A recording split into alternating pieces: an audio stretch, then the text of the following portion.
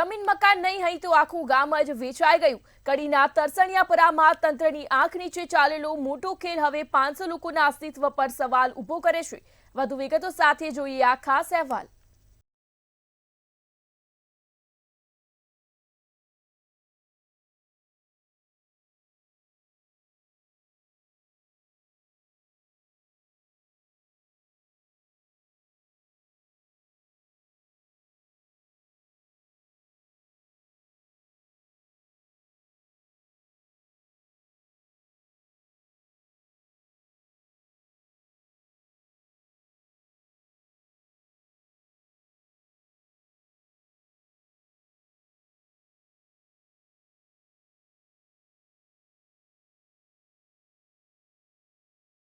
તેનો જીવતો જાગતો અને ચોંકાવનારો કિસ્સો કડી તાલુકામાં પ્રકાશમાં આવ્યો છે।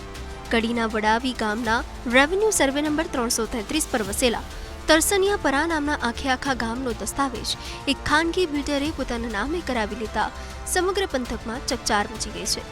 નવાઈની વાત એ છે કે આ દસ્તાવેજમાં વર્ષો જૂની સરકારી પ્રાથમિક શાળા, આંગણવાડી અને ગામનો ટ્યુબવેલ પણ વેચાઈ ગયા છે। કડી તાલુકાનો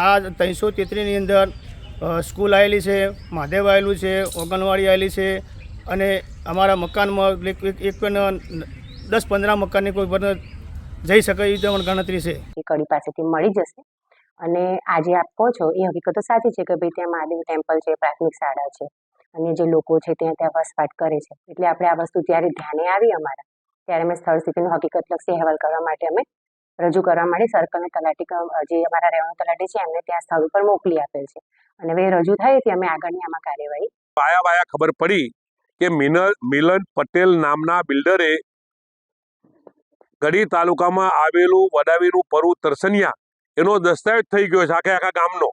જે ગામ અહીં વસવાટ કરે છે, મંદિર છે, પ્રાથમિક શાળા છે, અમારા સમાજના મકાનો છે। જેવી મને ખબર પડી એવી કાલે મેં પ્રાંત અધિકારીને ફોન કર્યો, મેં મામલતદારને ફોન કર્યો, મેં કલેક્ટરને ફોન કર્યો। હું અભિનંદન આપીશ પ્રાંત અધિકારીને।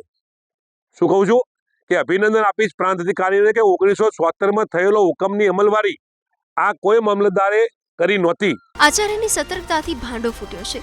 આ ગંભીર કૌભાંડનો પર્દાફાશ ત્યારે થયો જ્યારે ગત 10 ડિસેમ્બર 2025ના રોજ થયેલા દસ્તાવેજની જાણ તાલુકા પ્રાથમિક શિક્ષણ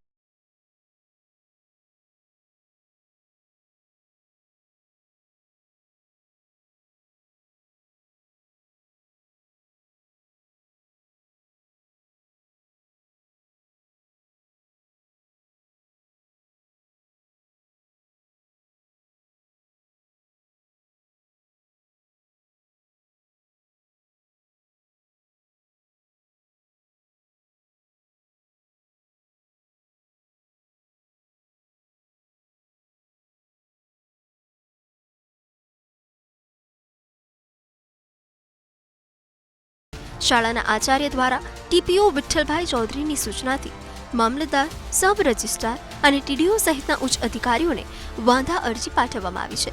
સર્કલ ઓફિસર ફાલ્ગુન પરમારે જણાવ્યું હતું કે આ મામલે તકરારી દાખલ કરવામાં આવી છે અને સબ રજિસ્ટ્રારને જાણ કરી દેવાઈ છે। હવે જોવાનું એ રહે છે કે આ દસ્તાવેજ રદ થાય છે કે પછી કાગળ પર વસેલું આ ગામ બિલ્ડરના કબજામાં જ રહેશે। અલ્પેશ પટેલ, મહેસાણા, મંતવ્ય ન્યૂઝ।